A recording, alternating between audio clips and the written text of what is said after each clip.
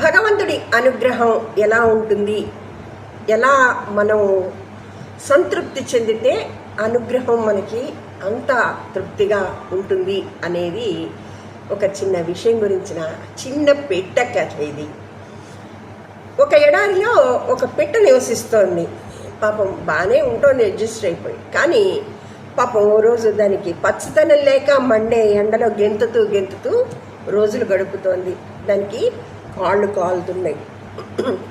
ఓ రోజు నారదుడు అటువైపుగా వస్తూ పెట్టను చూసి దాని కష్టాలు చూసి జాలిపడ్డాడు. ఓ చిన్ని పిట్ట, ఓ బుజ్జి పిట్ట, ఇంత ఎండలో ఏం చేస్తున్నావు, నీకు సహాయం కావాలా అని అడిగాడు.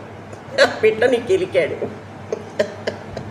పిట్ట అంది, నా జీవితం ఆనందంగా ఉంది, నాకు వచ్చిన దాంతో నేను తృప్తి పడుతున్నాను, కానీ వేడిని భరించలేకపోతున్నాను, కాబట్టి ఒక చెట్టు ఇక్కడ ఉంటే బాగుంటుంది, నేను హాయిగా జీవించగలిగేదాన్ని అని నారదుడితో అందిట.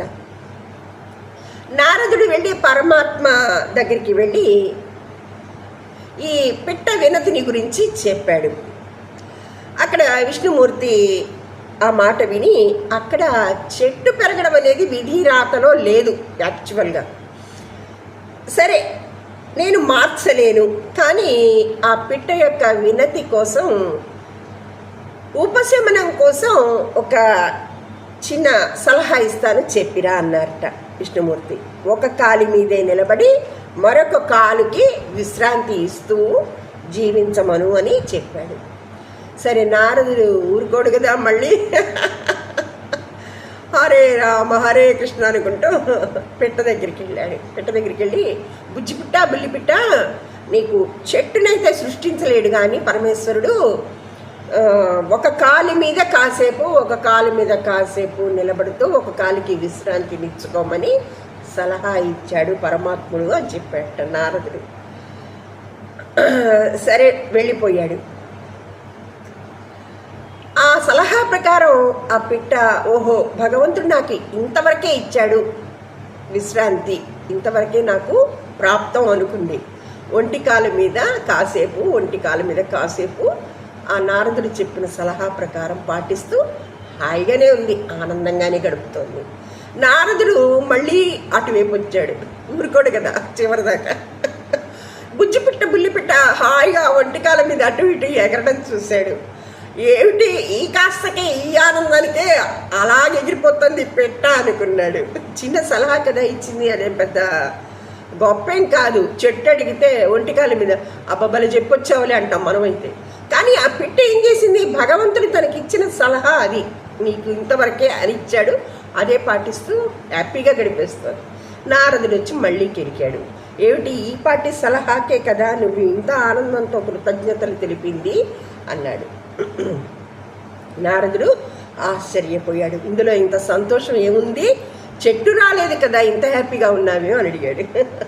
పిట్ట మాత్రం భక్తితో ఆచరించడం మొదలుపెట్టింది. సరే, కొన్ని రోజులు గడిచాయి.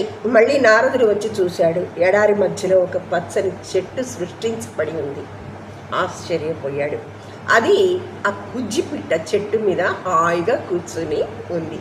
అంటే ఆశ్చర్యంతో మళ్ళీ పరమాత్మను అడిగాడు. విష్ణుమూర్తి చిరునవ్వుతో ఏమన్నారంటే, నారద, నేను చెప్పినట్లే జరిగింది, విధిలో చెట్టు రాయలేదు, కానీ పిట్ట యొక్క భక్తి, శ్రద్ధ, కృతజ్ఞతలు నా ప్రసాదాన్ని స్వీకరించేటట్టు చేశాయి. ఆ పవిత్ర హృదయానికి నా అనుగ్రహం కలిగింది, అసంభవాన్ని సంభవం చేసింది బుజ్జిపిట్ట. నీతి ఏంటంటే, అందిన దాన్ని ప్రసాదంగా భావించాలి, కృతజ్ఞతతో స్వీకరించాలి, ఆచరించాలి. కావలసింది ఏమిటో ఆయనే ఇస్తాడు, పరమాత్ముడై ఇస్తాడు.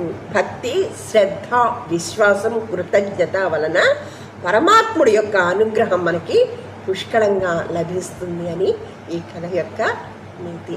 విధిరాతలో లేనిదైనా కూడా ఆ పిట్ట చేసిన ఆ సంకల్పం, ఆనందంతో చేసిన సలహాని పాటించడం అనే భక్తి, శ్రద్ధలు, కృతజ్ఞతల మీద ఆధారపడి అక్కడ విధిరాతలో లేకపోయినా పచ్చని చెట్టుని పరమాత్ముడు సృష్టించి ఇచ్చాడు. ధన్యవాదములు. సర్వేజన సుఖినో భవంతు. మీ అభిమాన హేమబాల. ఇంకా చక్కటి కథలు ఇలాగే చెప్పుకుందాం. మీరందరూ స్పందించి మంచి మంచి కామెంట్స్ ఇస్తారని కోరుకుంటున్నాను. ధన్యవాదములు.